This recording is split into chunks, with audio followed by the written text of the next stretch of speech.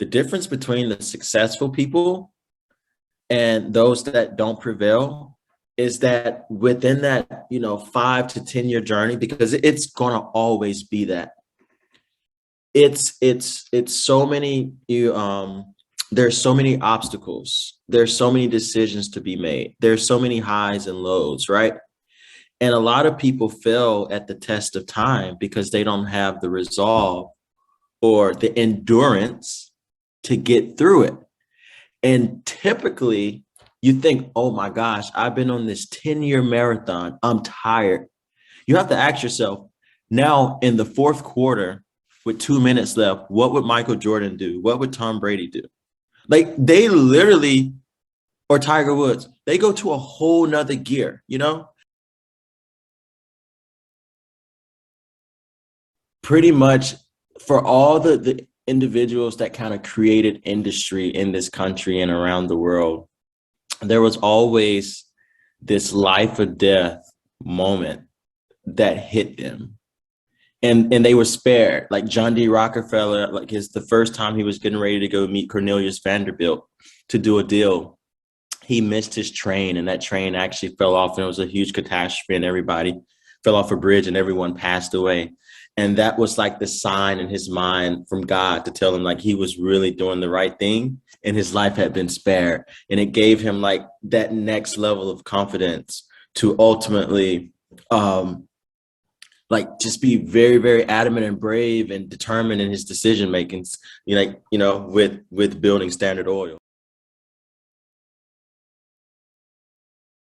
My grandfather actually and my grandmother started the first Black-owned grocery store in Jackson, Mississippi in the 70s. So, as a kid, I grew up in that store and I saw my dad working it and taking over the family business. And it actually was in the neighborhood that Medgar Evers lived in. It's also the neighborhood and the community of the movie The Help, so it was that area. So I guess I kind of had the entrepreneurial spirit in me and I didn't realize it, but by my family being successful at that, they really was the go-to resource for a lot of people in that community. My grandfather was quote unquote Santa for many of families, for years. And he gave so many people groceries and items, on credit because that's all they had. I see two things. I see entrepreneurship in that, and I also see a willingness to help everyone around you.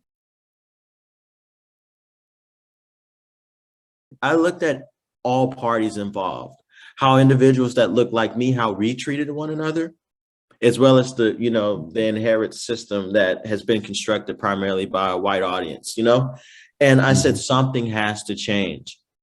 And that's where the idea for a symbol came. And I said, hey, I'm going to be that one person that makes the celebrities come to the table with a sense of humility and take the time to give back and teach and educate.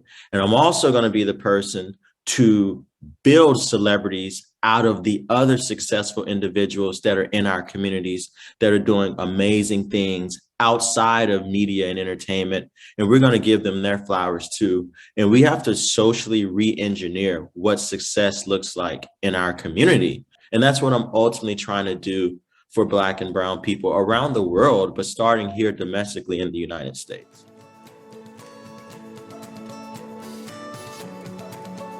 If you enjoy this podcast, please make sure to subscribe. And to stay updated on everything that the Action Catalyst is up to, make sure to follow us on Facebook and Instagram at Action Catalyst Podcast and on Twitter at Catalyst_Action. And thanks for listening.